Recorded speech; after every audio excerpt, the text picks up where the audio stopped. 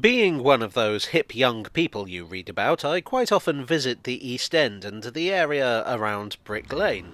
On one occasion, I came across something rather unusual. A set of tracks in the road on Hemming Street. This track raised all sorts of questions. At first I wondered if it was tram track. Certainly there had been trams around here. In fact, they were a major competitor for the railways. But this didn't seem like a very logical place to put tram tracks. They normally ran along the main roads, and this was very much a back street. Besides, these rails didn't look like tram rails, which are a little bit different from, railway rails. It was while I was researching something completely different that I came across my answer. What I was standing on was the site of an entire lost goods depot. Spitalfields. This was a vast complex in its day being from the 1880s to the 1960s. When you look at the rest of the site, it's obvious that there was something pretty big here. So obvious that I was absolutely kicking myself that I'd not spotted it. There's a bit of prehistory here. The railway line through Bethnal Green was built in 1840 by the Eastern Counties Railway. They built two goods depots, Brick Lane and Whitechapel. Whitechapel was for coal only and Brick Lane was for general goods. Passengers went to their station in Shoreditch, which would be renamed Bishopsgate in 1846. In 1862, the Eastern Counties Railway became part of the Great Eastern Railway, who decided they'd like a station in the City of London proper.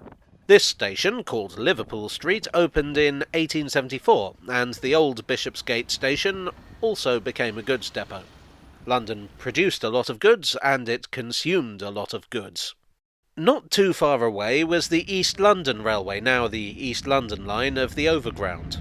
Where I was, the East London had begun work on a connection between their line and the Great Eastern Railway. They abandoned this in the 1860s, despite getting an awful lot of it done.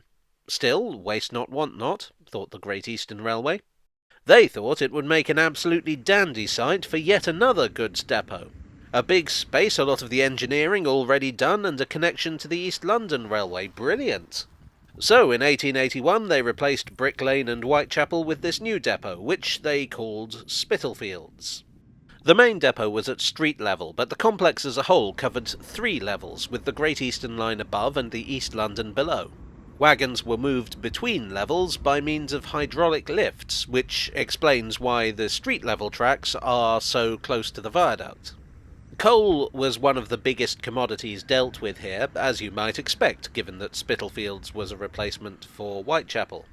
East London was a very industrial area with a lot of hungry steam engines to feed, not to mention a lot of houses that needed heating. There were 6 long sidings dedicated to coal alone. The other really big earner here was grain. The depot included its own granary, and that's reflected in the name of the street, Granary Road. The signal box controlling the junction was known as Granary Box, which sounds like one of those food delivery package services. The depot was the scene of some drama in 1919 when the granary caught fire, which seems to be the fate of a lot of granaries.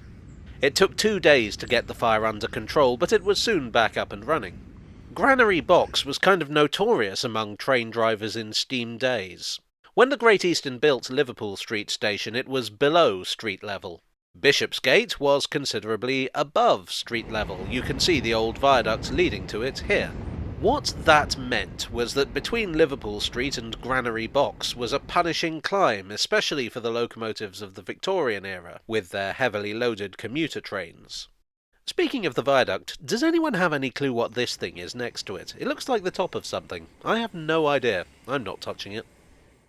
During the 20th century, lorries began to eat into goods traffic on the railways, and by the 1960s it was clear that the traditional goods depots, dealing with individual wagon loads, had no real future. Goods handling was to be concentrated in a few huge marshalling yards, dealing with bulk loads.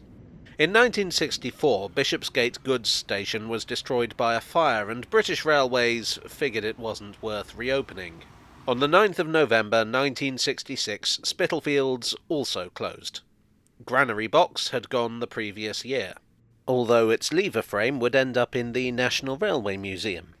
The old depot was mostly demolished. Houses and flats now stand where rows of wagons once awaited unloading.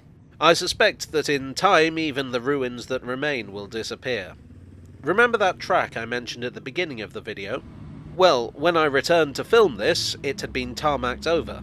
I fear that these ruins, so close to two overground lines in fashionable East London, will prove too tempting to developers.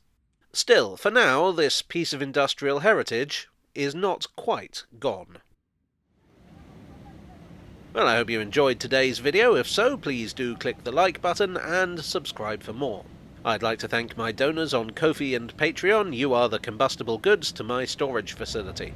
And I'll see you all again very soon. Cheerio.